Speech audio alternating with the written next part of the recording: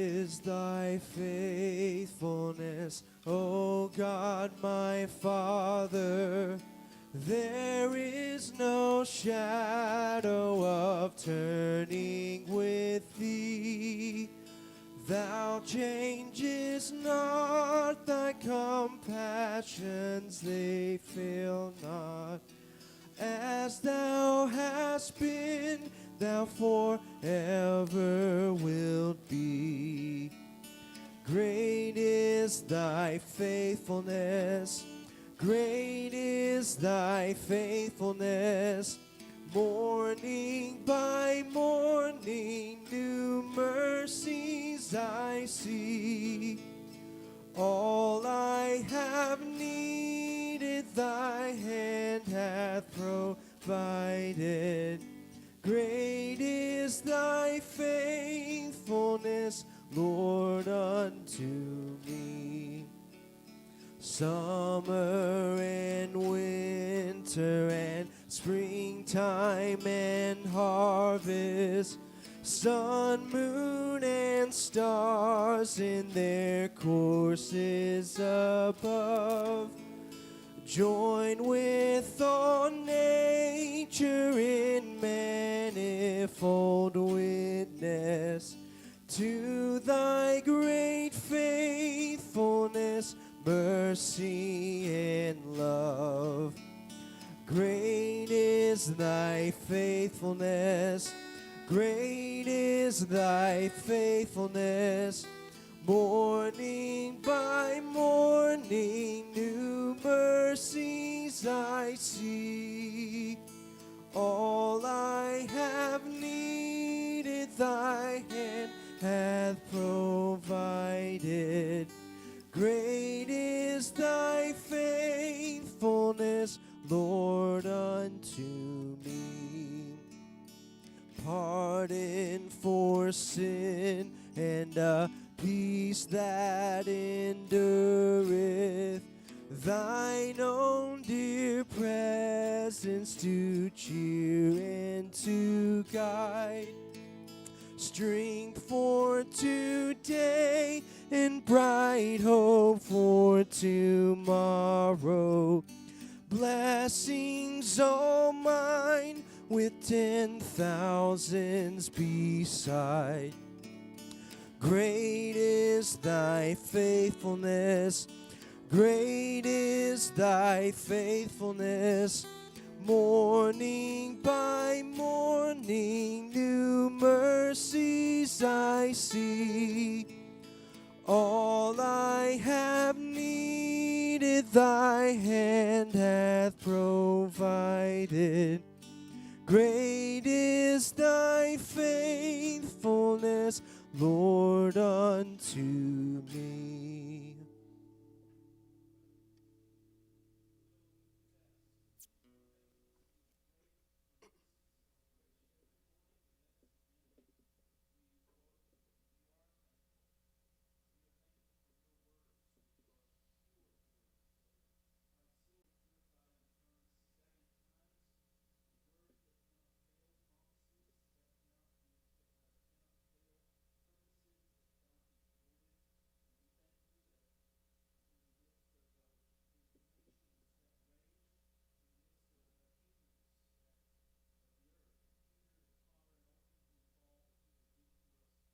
Kingdom that cannot be shaken. We are thankful, and we pray that we would glory in you, that we would revel in all that you are for us in your Son today. And we pray that you would be glorified in the midst of your worshiping, assembled, gathered people as we recapitulate our minds and thoughts and lives and affections around your word and your truth once again. We ask that you would be with us, that you would use these next moments for our education and growth in grace and knowledge of you, our Lord. And we ask it in Jesus' name. You how long? 6 minutes. Question 17.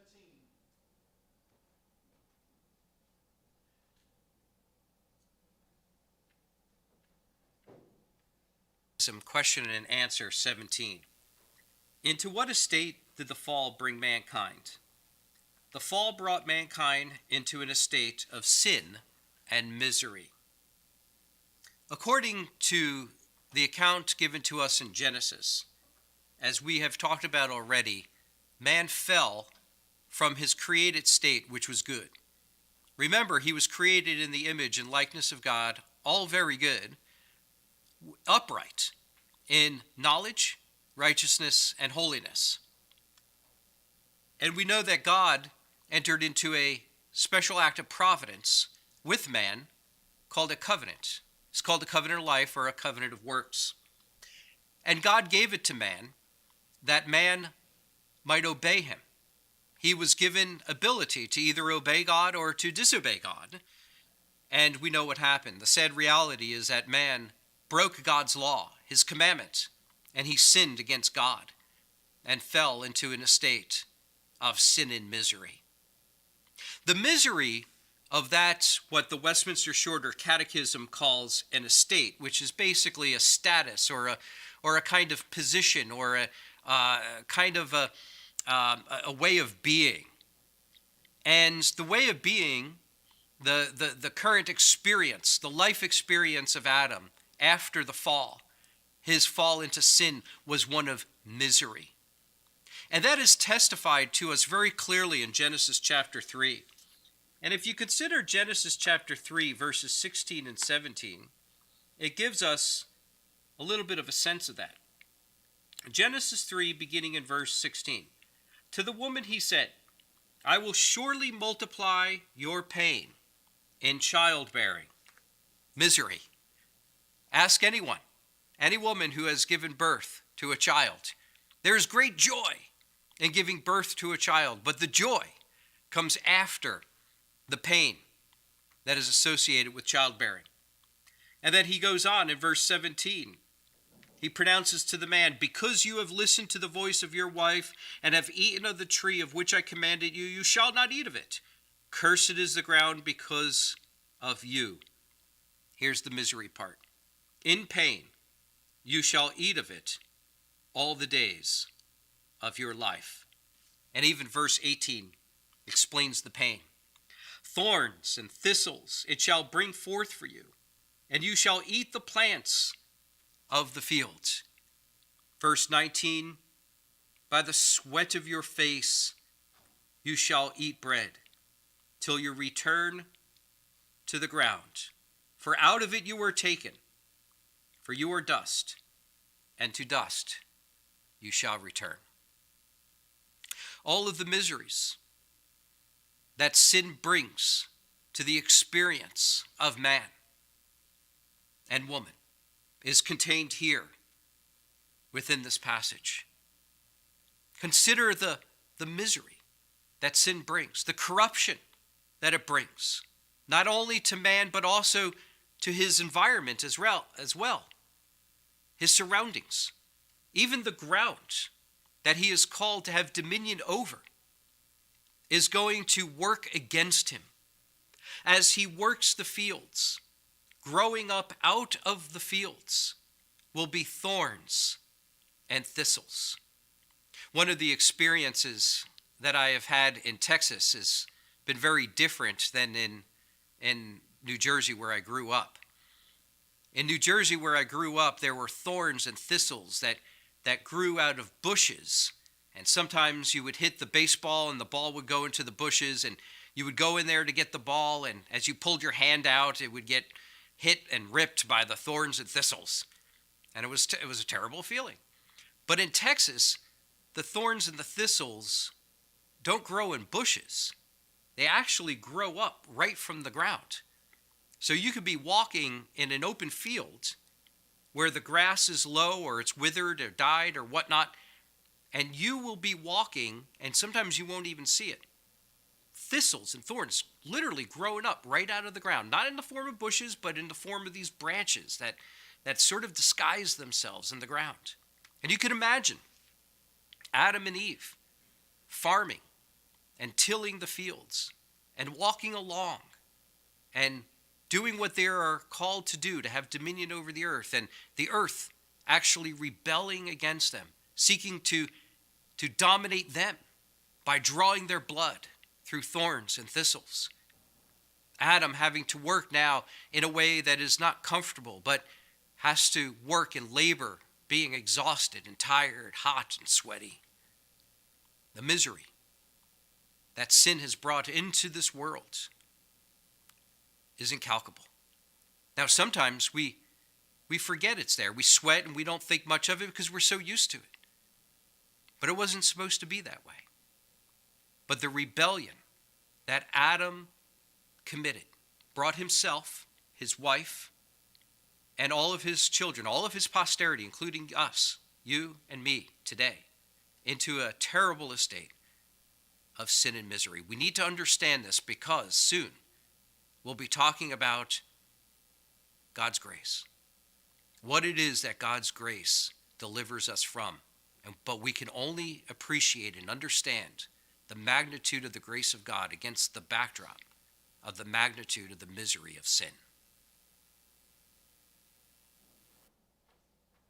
All right, we can have kids dismissed to classes and new members as well.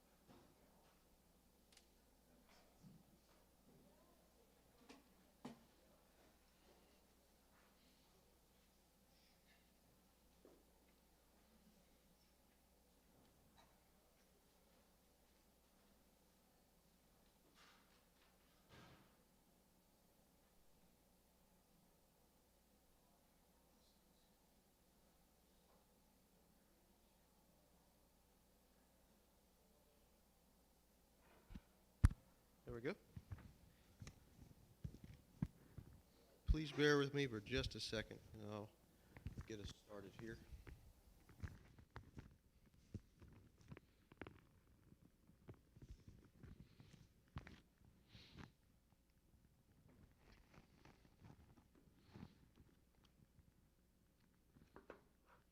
Okay, as you probably know, we're on sermon number 6 this morning. Hopefully you know that. If not, now you do.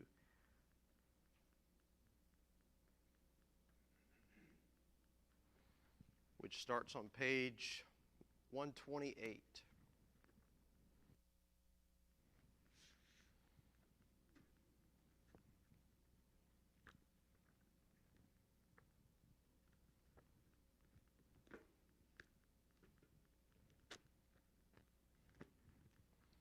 And also, if you have a Bible handy,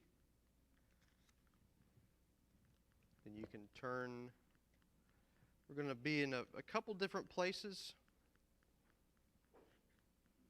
But if you want to, you can go ahead and turn to 1 Peter chapter 4.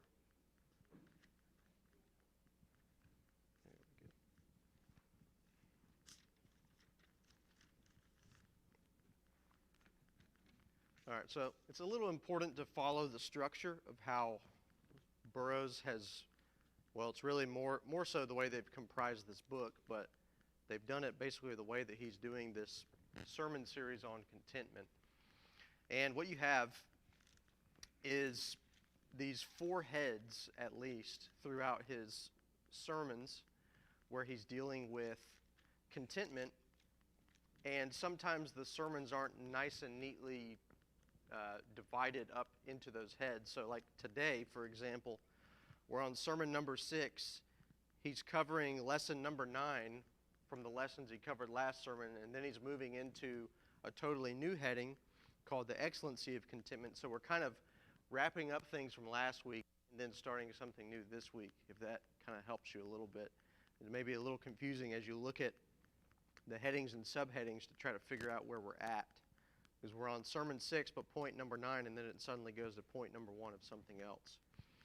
So, of course, David taught last week. We talked about lessons of contentment, and he's pretty much just treating topically the idea of contentment and how it can apply to us in a variety of ways. And all of those, of course, were very helpful. The one today, I think, is helpful as well, that we'll go over just somewhat briefly before we go into the main bulk of what this sermon is really about, the excellency of contentment. But to start out, we can look at page number 128, concerning lessons whereby Christ teaches contentment. And that lesson, the last one, is called the right knowledge of God's providence.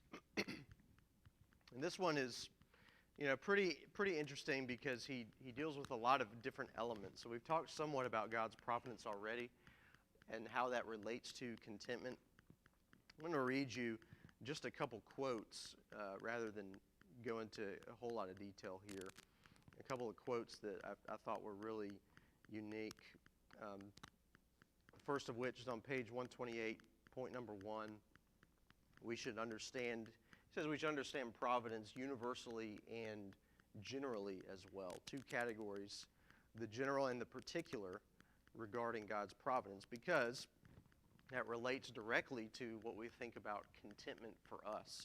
It says this: the universality of providence, that the soul must be thoroughly instructed in to come to this art, to understand the universality of providence, that is, how the providence of God goes through the whole world, extends itself to everything.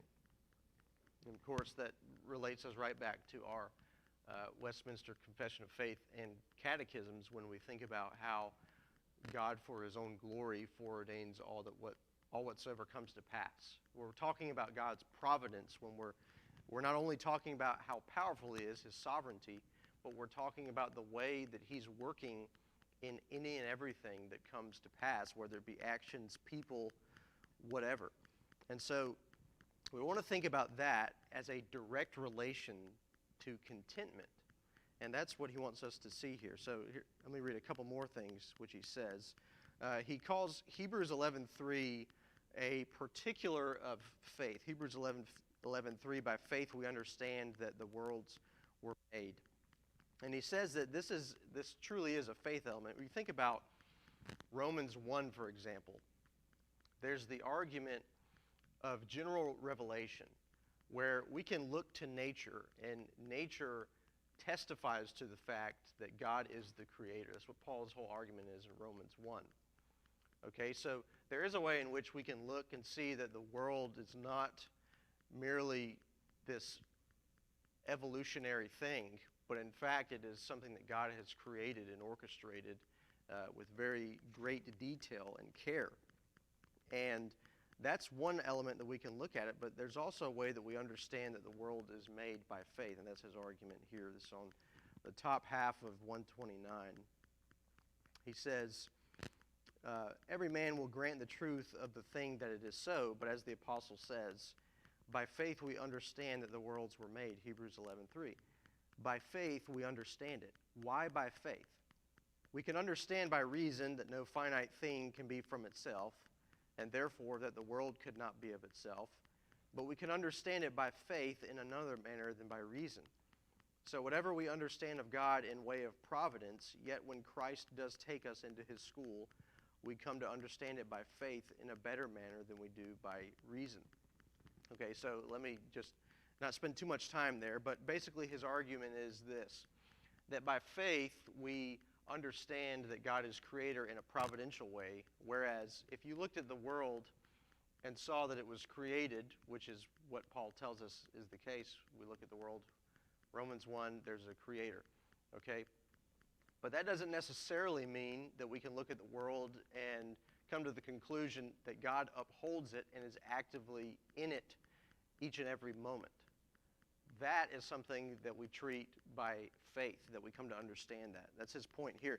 In other words, you could look to the world and be a deist, but to be a true Christian theist, it means that you understand not only that God created the world, but that he is active in his world. He's active with his creatures. That's, I think, the way that he would interpret Hebrews 11:3. And I think it's an interesting way to think about it. There's another point that I think is pretty interesting as well. That's point number 3 on page 130. The infinite variety of the works of providence, and yet the order of things, one working towards another. I'll skip down a little bit. He says this, we indeed look at things by pieces. We look at one particular and do not consider the reference that one thing has to another. But God looks at all things at once and sees the reference that one thing has to another.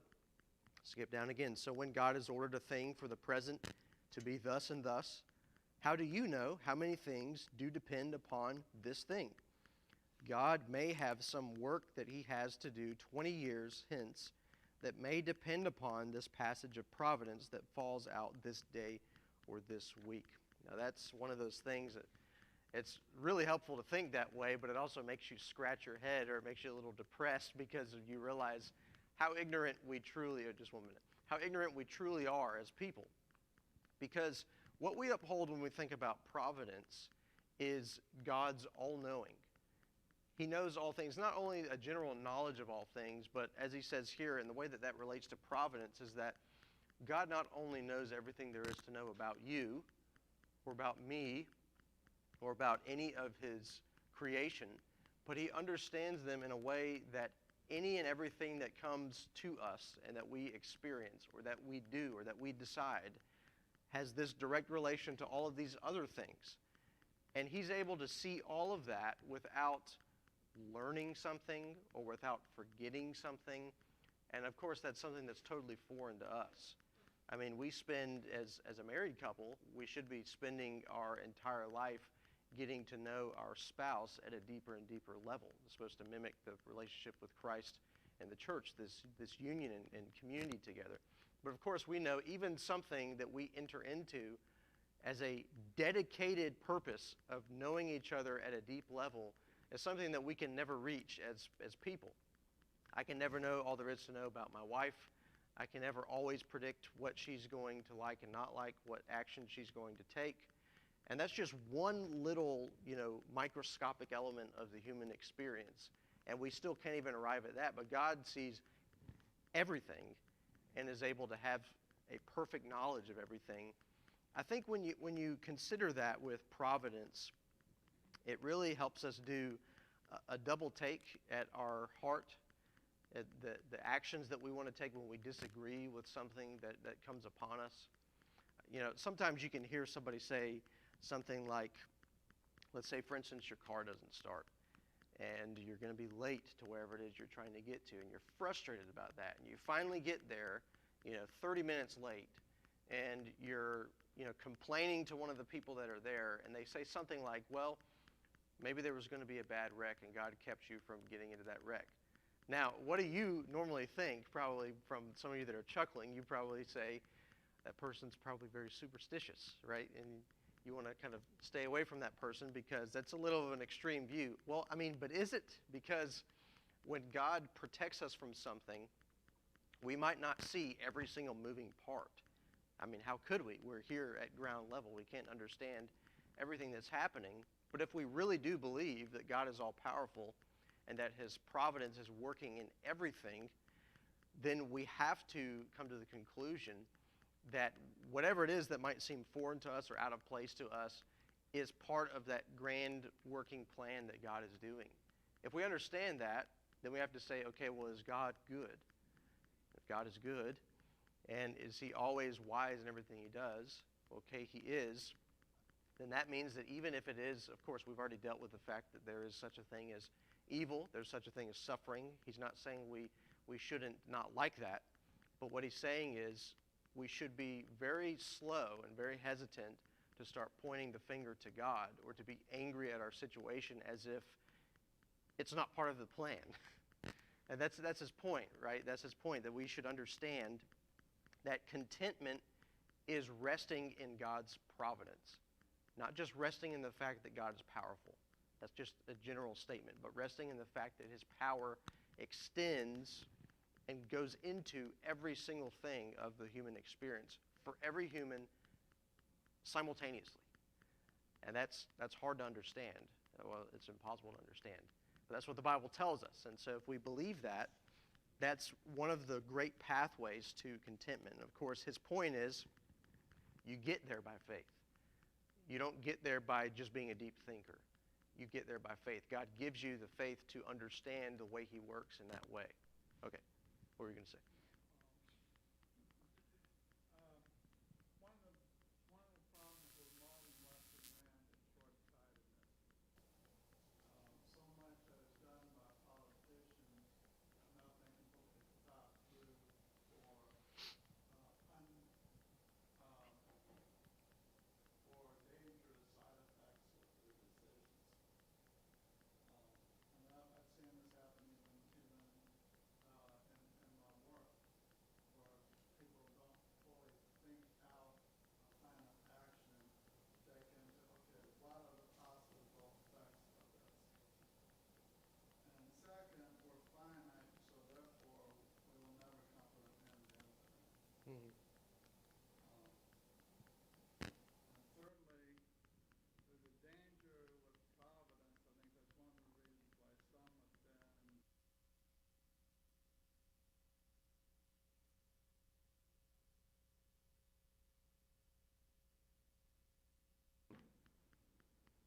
Yeah, definitely. We'll hang on that last point especially because that's actually part of his conversation as he moves into this next heading. Okay, so that was the last. Of course, that was a little bit of just an overview there. I didn't want to deal too much with that because that's just the tail end of the conversation from last week. Lessons about contentment. Page 133 really moves into the subject matter of this sermon, which is the excellency of contentment. So we spent a couple weeks talking about the lessons of contentment, now the excellency of contentment. Of course, there's several headings as well, but it's starting on page 133. And to get us started, let me read for you 1 Peter 4, verse number 12. Beloved, do not be surprised at the fiery trial when it comes upon you to test you, as though something strange were happening to you. And in fact, let me read 13 as well. But rejoice insofar as you share Christ's sufferings, that you may also rejoice and be glad when his glory is revealed. There's actually a really good tie-in to our shorter catechism question this morning. Ever since the fall, mankind has been plunged into a state of sin and misery. In some ways, all we're saying with 1 Peter 4:12 is basically don't be surprised when sin and misery, when you're exposed to those things on this earth, as if that's strange. Now, it's not natural because God didn't create the world in that way. So there should always be in some sense, a foreign relation to those things that we realize this is not how it was supposed to be. But then at the same time, we should realize that it is normal. And it's always been that way ever since the fall of Adam and Eve.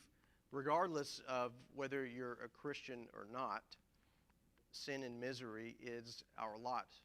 But the difference between that is what the use of it is and what difference it makes in our lives. So he says this, top of 133. The first thing is this: God's ordinary course is that his people in this world should be in an afflicted condition. And I could tell you probably at least 50%, let's even say 60% of evangelicalism would disagree with this statement very strongly. This is not what you hear. Of course, this isn't even part of evangelicalism, but this is not what you hear in the prosperity gospel. You hear the opposite of this. This is not what you hear in many of the charismatic movements. Many of the charismatic movements are actually what you hear Job's friends say to him. You're in this state of life because you sinned. You're in this state of life because you did something bad. You're in this state of life because you didn't do what God told you to do. Therefore, if you repent and reconcile your ways, things will go good for you again.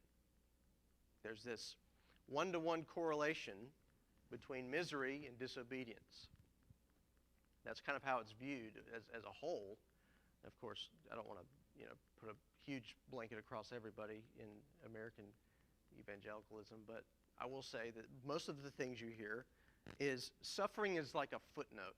Affliction is a footnote. It's not the norm, it's the exception to the norm. And really what he's saying here is it's the exact opposite. Affliction is the norm. Comfort and peace is the exception. Now, why is that? Well, it's because God has promised us a new heavens and a new earth. And let me just have a friendly reminder that that's not where we are right now. We are where we just heard earlier. We are in a world that is in a state of sin and misery. So should it be surprising that affliction is our normal course of life? No, it shouldn't. But the reason that it does sound foreign to us is probably because contentment is foreign to us. I'll speak for myself and say that. But Peter says this. I'll read it again. Do not be surprised at the fiery trial when it comes upon you to test you as though something strange were happening to you. I love that phrase because the way that Peter describes the Christians at the beginning of 1 Peter is elect exiles. So, of course, exile is an alien, an outcast, somebody that doesn't belong in the world. They're elect because God has chosen them. They're exiled because the world has rejected them. So we are, in a sense, living in a chosen yet rejected state as Christians. And he says, you might be foreign to this world, the world powers and the way of this world, but don't look at trials and afflictions as if they are foreign to you, because they're not.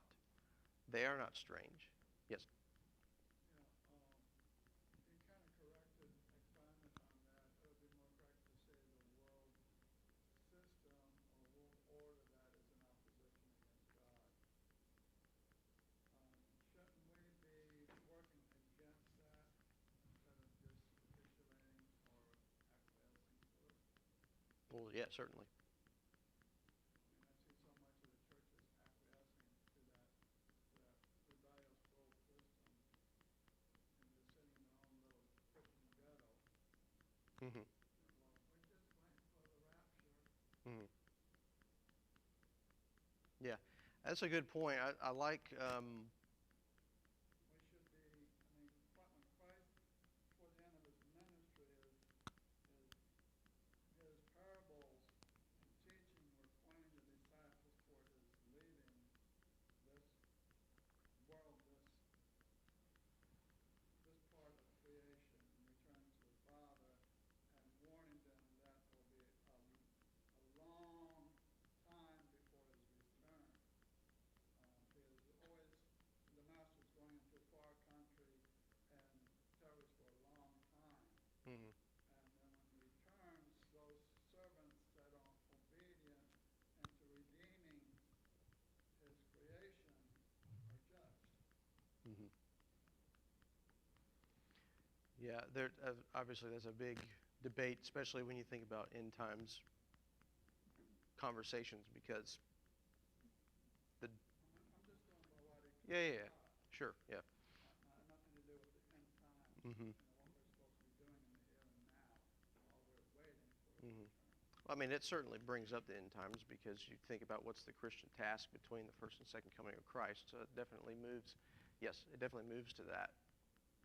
You know, we preach the gospel, of course, but of the fallen world. So anything beyond preaching the gospel should we be doing? Fix the broken world? Because I'm looking at this as, all right, so it's all afflicted, all thorns and thistles, it's a disaster, it's misery, it's pain, right? And we should be content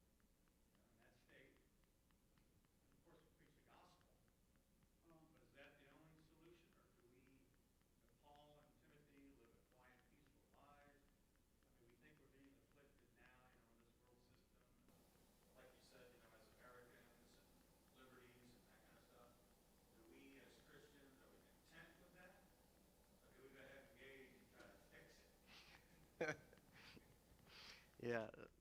Let. Can, go ahead. I don't want to get too far off, but I think when you take the correlation from the fall, God cursed the earth with thorns and vessels, but Adam was still responsible to God to subdue the earth and to rule over it, and to, even though that there was suffering in the world, to work to restore the earth to. I mean, it's not something that we're going to be able to achieve, but through our obedience. Many of the Greek words used in the New Testament for faith have a connotation of faithfulness, not just believe it, be faithful. Hmm. And I guess I'm trying to think what Burroughs believes. Yeah. So. Teaching here, is it to remain content Yeah. in the misery? Right. So okay, let me let me reel us in here and try to give just a broad answer, and then let me move into these next points, sake of time. But I would say that his argument is he's not saying here is that it's the lot of the Christian to grin and bear it.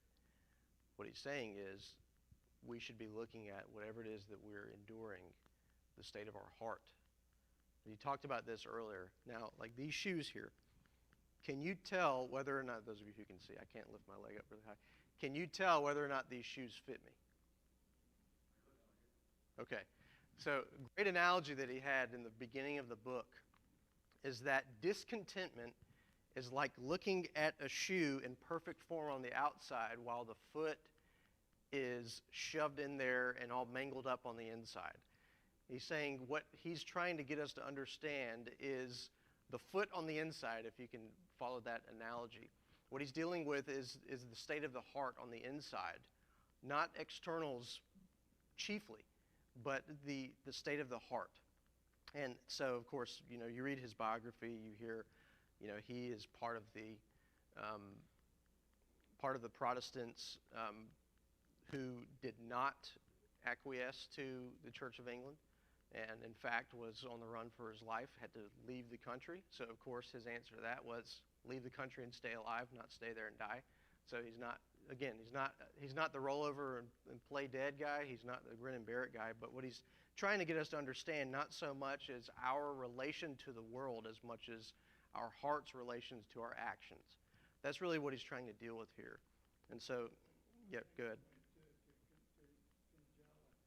Is that we ought to be what we are able to do to be faithful to God, and leaving the results to Him. Certainly, yeah.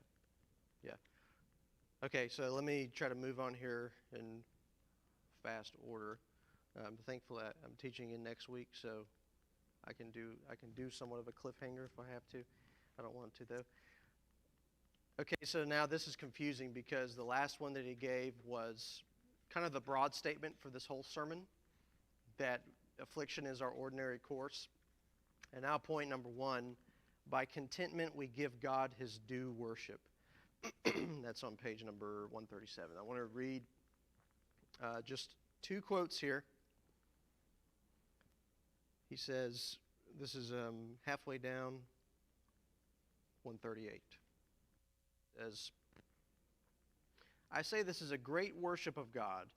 You worship God by this, that is, giving God his due worship, more than when you come to hear a sermon, or spend half an hour or an hour in prayer, or when you come to receive a sacrament.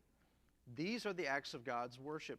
To hear and pray and receive sacraments are but external acts of worship. But now, this is the soul worship, to subject itself thus to God. You that often will worship God by hearing and praying and receiving the sacraments, and yet afterwards will be froward and discontented, know that God regards not that worship. He will have the soul worship in this subjecting of the soul to God. Observe it, I beseech you, in active obedience. There we worship God by doing what pleases God, but by passive obedience we do as well worship God by being pleased with that which God does. I love that because he says worship is twofold. We do what pleases God, and we're pleased with what God does. I mean, it's just simple, but so profound in his argument. That's what it means to give God his worship. He's not talking about the external coming together as God's people as we're doing today. He's not talking about that element of worship. He's talking about the worship of God where we rest and are pleased with what he does. That's, again, the heart that we're talking about. We're talking about the state of your heart when you leave here, or on Monday morning, or by the end of the week. How are you in relation to your external acts that you've done here on Sunday? I think that's a very, very challenging point. Very end of this, he kind of says the same thing again, that it's one side of the Christian to endeavor to do what pleases God, but we must be well to endeavor to be pleased with what God does, and that's how you're a complete Christian. I really love that dynamic there. Move on to point 2 again for the sake of time. I'm going to just kind of survey these. We can circle back around next week if we need to, but frankly, you could spend all morning on any one of these. There's just so much there. The next one is there is much exercise of grace. The excellency of contentment is an exercise of much grace. There's a composition of grace, this is on 140, there's a composition of grace in contentment. There is faith, and there is humility and love. And there is patience, and there is wisdom, and there is hope. All graces almost are compounded. It is an oil that has all the ingredients of all kinds of graces. And therefore, though you cannot see the particular grace, yet in this oil you have it all. God sees the graces of his Spirit exercised in a special manner, and this pleases God at the heart, to see the graces of his Spirit exercised. And now let me read one other part of that. I want to expand that a little bit, but let me read it here. 141, the bottom of it, and relate these two quotes here. As I remember, it is reported of the eagle. It is not like the other fowls. Other fowls, when they are hungry, make a noise, but the eagle is never heard to make a noise, though it wants food. And it is from the magnitude of his spirit that will not make such complaints as other fowls will do when they want food. It is because it is above hunger and above thirst. So it is an argument of a gracious magnitude of spirit, that whatsoever befalls it, yet it is not always whining and complaining as others are, but goes on still in its way and course, and blesses God, and keeps in a constant tenor whatsoever things befall it. His point is this: of course, we should be like the eagle that doesn't whine and complain like the other birds for food. And yet what he's saying is, we go back to that beginning, is that contentment is a composite of grace. You think about grace, a composite made up of all of the things that he mentioned, such as faith, humility, love, wisdom, hope, patience. All of these elements are put into grace, and grace is the expression of all of those things. And then he says, God sees the graces of his Spirit exercised in a special manner, and this pleases God at the heart. So really what he's saying in a very real way is that contentment is a grand working out of basically all the fruits of the Spirit. And if that's true, then that means that the way that we should understand contentment is that it is God's Spirit working in us. Contentment is not, again, it's not about grinning and bearing it. It's not the idea that we have to just be better as people. I mean, that's true, but the way you get there is by the help of God. It's God working in us, God willing and working in us that which pleases him. And that's the key here. That's why contentment is really described here as a grace, is a much exercise of grace. All of these things that are only possible for us to do, such as faith, humility, love, patience, etc., those are workings of God's Spirit in us. So they're not something that we can just muster up ourselves. And he says this at the end: the grace of contentment is an excellent grace. There is much beauty, much strength in it. There's a great deal of worth in this grace, and therefore be in love with it. I love that ending. Point number 3, There's no way we'll finish. Point number 3, the soul is fitted to do service. And I will actually bring in point number 4 alongside this because it's kind of a retelling. I actually think there's a heading problem. You look at point number 4 on 146. He says, as fit to receive mercy, so fit to do service. I really think that point 3 should say the soul is fitted to receive mercy, and point 4 should be fitted to do service because they both have like the same heading. But anyways, that's just kind of an aside. So the soul is fitted to do service. Page number 145. This is fascinating as well. God intends mercy to you, but, says God, you shall not have it yet. I will see you quiet first, and then, in the quietness of your hearts, come to me and see what I will do with you. I appeal to you you that are any way acquainted with the ways of God. Have you not found this to be the way of God towards you? Then skip down to the bottom. So God deals with the heart.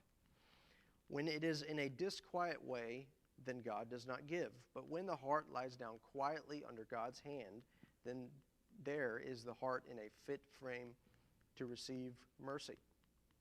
Your strength shall be to sit still, says God. You shall not be delivered from Babylon, but by your sitting still. I like that. Now, again, you got to consider this in context, because if you don't, what you'll think he's saying here is that what we must do to receive good things from the Lord and to be delivered by him means we first have to be quiet and endure our affliction. Now, again, the problem with that is that sounds like it's obedient-based. God says, be good children, and then I will give you something. But, of course, his point here in being content, if you look back to the last heading we looked at, it's an exercise of God's grace in us. It's God's Spirit at work in us. So what he's not saying, again, the repeat of last time, go be good, and then I'll do good for you. But what he's saying is, wait for me to work in you. He's not talking about being stagnant here. We're not talking about just pulling up a seat and getting comfortable in our sin or anything like that. But what he's saying is we must have a heart that expects and waits for God to work in us, and we're delivered that way. We're not delivered by laying down our complaint to God. Of course, you think again and again of the book of Job, for example. This is a great example of this.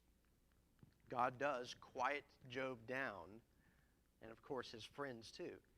He quiets them down before he delivers him from his suffering. Page number, those are both kind of together, so I'm going to move on to 5. This will probably be the last one I'll be able to cover. So, you know what, I want to, since I can only do one of these next 3, so we'll be out of time, I'm going to do number 7. So I'm going to just skip over 5 and 6. They're really good, it's just, I like this one the best. I'm going to read this one. Number 7, page 152. This is really fascinating, but it's great to think of. The excellency of contentment is that it fetches in that which we possess not. Contentment is gaining the good from what we don't have. Now again, that's one of those, like, what do you mean by that? There is this excellency in contentment, that it fetches in the comfort of those things we have not really in possession. By the art of contentment, we may fetch in the comfort of any condition to ourselves. That is, we may have that comfort by contentment which we should have if we had the thing itself. Now, this is great because, well, there's not, many like children in here or anything like that, so it'd be great if you could do this like with an elementary school age. But basically what he's saying is consider what you tell yourself when you make your Christmas list, or when people ask you what you want for Christmas, or, okay, for adults, what's on your Amazon wish list and those kind of things. How would your life be different if you had all of those things? And then he says, basically, not talking about externals. How would your life externally be different? But what is the state of your heart that you're expecting to have if you were to have all of those things? And then he says, for a Christian, that state of the heart is a gift of God, and it's not something that's dependent on anything external. Therefore, there's no reason you shouldn't have that state of the heart now. And if that's true, there's no reason you should be discontented by not having that thing. I mean, that's just one of those things. It's just the 1-2 punch, and you're down on the ground repenting. He has this really good illustration here, the bottom of page 152. It's probably a paragraph and a half long. I want to read it because it just, again, this is his point. He says he to him, "May it please your majesty, it is reported that the Romans are very good men of war, and if it please the gods we do overcome them, what benefit shall we have of this victory?" Pyrrhus answered him, "We shall straight then conquer all the rest of Italy with ease." Says Cineas, "Indeed, it is likely what your grace speaks, but when we have won Italy, will then our wars end? If the gods were pleased," says Pyrrhus, "that the victory were achieved, the way were then broad open for us to attain great conquest. For who would not afterwards go into Africa and so to Carthage? But," says Cineas, "when we have all in our hand, what shall we do in the end?" Then Pyrrhus, laughing, told him again, "We will then be quiet and take our ease and make feast every day and be as merry one with another as we can possibly." Says Cineas, "What lets us now to be as quiet and merry together, since we enjoy that presently, without further travel and trouble, which we should go seek for abroad, with such shedding of blood and so manifest danger?" So he's saying, this guy comes to the king and says, "What's your overall plan?" And he says, "Well, it's to conquer." And he says, "Well, what are you going to do after you conquer?" He says, "Well, we're going to go to Italy and conquer some more." "And then what are you going to do if we do that?" "Well, we're going to go out to Africa and conquer all of those places as well." He says, "And then what are we going to do?" And he's going to say, "Well, we can drink and be merry and celebrate and have feasts." And he says, "Well, if we can do all of that now, why do we have to go do all of those things to do what we can already do now?" And that's his point for the Christian. If we can have the state of the heart contentment that we foolishly think depends on some external thing, some external scenario, why is it that we think we must have that thing? And if we don't have that thing, but we can still be as content as if we had it, that's his point here, in that we fetch from that which we do not possess. I think that's just such a strong, that to me, that was my favorite part of this whole chapter. It was very, very convicting. But, it's just, again, it's classic Burroughs here. We're out of time. Let me pray for us. Please, if you have the book, please go back and read that whole sermon. I skipped over 2 that were really good as well.